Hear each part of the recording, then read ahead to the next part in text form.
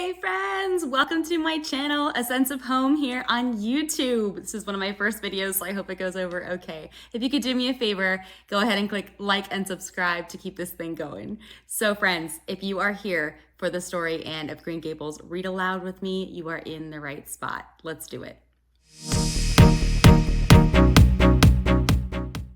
This video is going to be Anne of Green Gables, a read aloud by yours truly, by L.M. Montgomery, but retold by Catherine Woodfine. So we're gonna have some beautiful pictures in this one.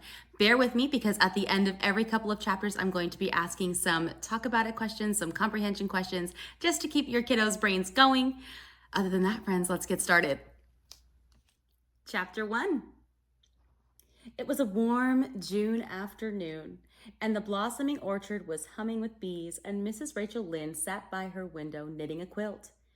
The window looked out over the road that crossed the hollow and wound up the hill beyond. Anyone who came in or out of the little town of Avonlea had to pass along that road, and Rachel's sharp eyes did not miss a single one of them. In the field nearby, Rachel's husband was sowing turnip seeds. Their neighbor Matthew Cuthbert ought to have been doing the same thing. Yet here he was driving by in the middle of the afternoon wearing his best clothes. Where in the world could he be going? If it had been anyone else, Rachel would have been able to guess. But Matthew was the shyest man alive and hardly ever left Green Gables, the farm where he lived with his sister, Marilla. She put down her knitting. "I won't know a minute's peace until I find out where he's gone," she said. Green Gables stood on the very edge of the woods. It was no wonder Matthew and Marilla were odd, living away here all by themselves. Rachel thought as she walked up the lane. After all, trees weren't much company.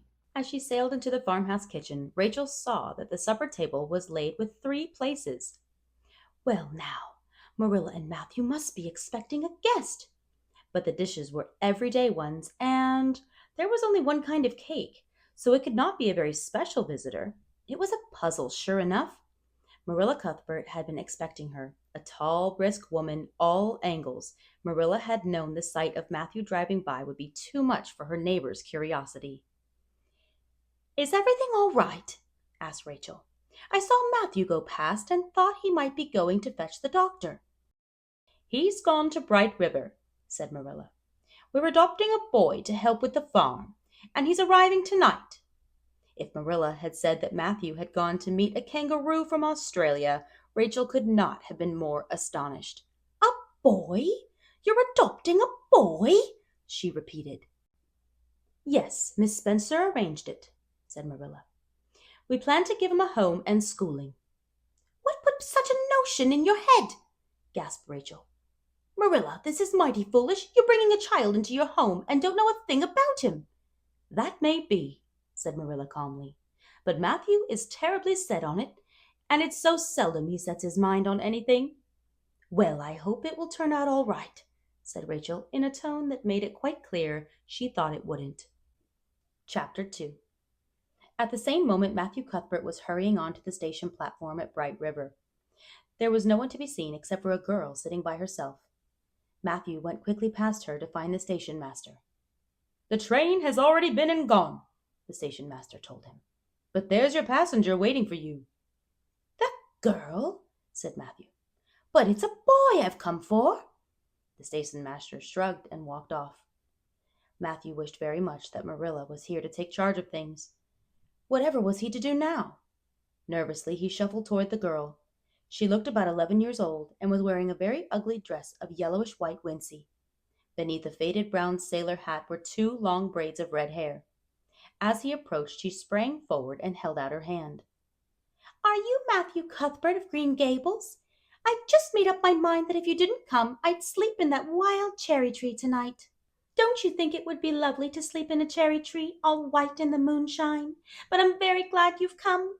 It seems so wonderful I'm going to live with you and belong to you. I've never belonged to anyone before." Matthew didn't know what to say. All he could think was to take her home and let Marilla explain. "I'm sorry I was late," he said shyly. "Come along. The horse is in the yard." He lifted her shabby carpet bag into the buggy and helped her climb in. As they set off down the road to Avonlea, she began to talk. "This is the bloomiest place I ever saw," she exclaimed. her green-gray eyes wide. "Look at that tree! It's like a bride in a beautiful white dress. One day I hope I shall have a beautiful dress with puffed sleeves.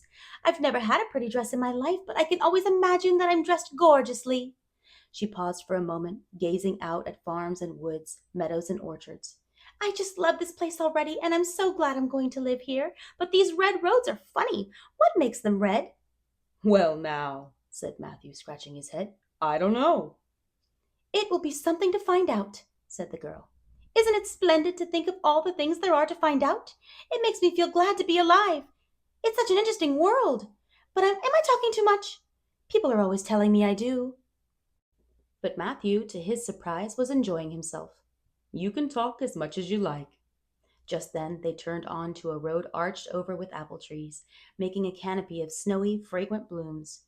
The girl stopped talking all at once. After a long silence, she said, "Oh, Mr. Cuthbert, that white place, what was it?" "That's the avenue. It's kind of pretty." "Pretty? It was wonderful. They should call it the White Way of Delight. Do you know, right now I feel pretty nearly perfectly happy. Of course I can't be perfectly happy because, well, look at this." The girl held up one of her braids. "I can imagine away my freckles and my green eyes. I can imagine I have a beautiful rose-leaf complexion and starry violet eyes instead. But I simply cannot imagine that red hair away." "Well, now, there's nothing wrong with your red hair," said Matthew. "It suits you, I reckon." But the girl only sighed. "Oh, it will be a lifelong sorrow." They drove by a gleaming pond fringed with shadowy fir trees. "That's Barry's pond," explained Matthew. "Barry's pond?" repeated the girl. "Why, that's far too dull. I shall call it the Lake of Shining Waters." They crossed a bridge and were reaching the crest of a hill when Matthew said, "We're almost home now." "Don't tell me which Green Gables is," said the girl eagerly. "Let me guess." She looked across the valley scattered with snug farmhouses. Her eyes darted from one house to another before at last they lingered on one away to the left, far back from the road in the twilight of the woods. "That's Green Gables, isn't it?" she whispered, pointing. "Well, now you've guessed it," said Matthew, delighted. She sighed with satisfaction. "Just as soon as I saw it, I felt it was home." The girl was silent as they drove up the lane, her eyes shining with happiness, but Matthew felt more and more uncomfortable at the thought of the disappointment awaiting her. He was thankful it was Marilla who would have to tell this girl that the home she longed for was not to be hers after all. Okay, for chapters 1 and 2, why do you think Anne talks so much when Matthew picks her up from the train station? Why do you think she talks so much? Yeah, I think she's nervous and excited and just ready to meet everything, don't you think?